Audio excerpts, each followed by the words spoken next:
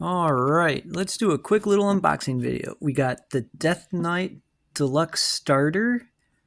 I believe it is complete.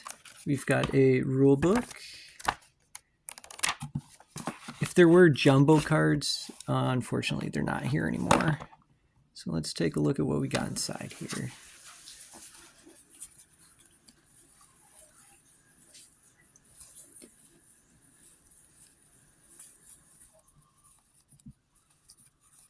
Okay, lots of... Oh, there's one of the hero cards.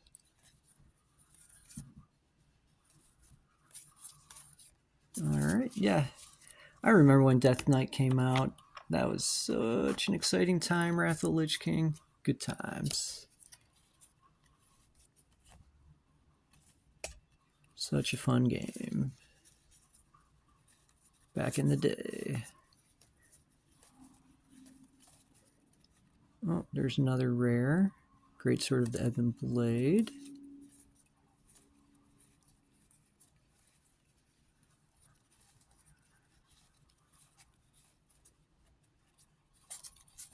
Man, the Death Knights were so cool.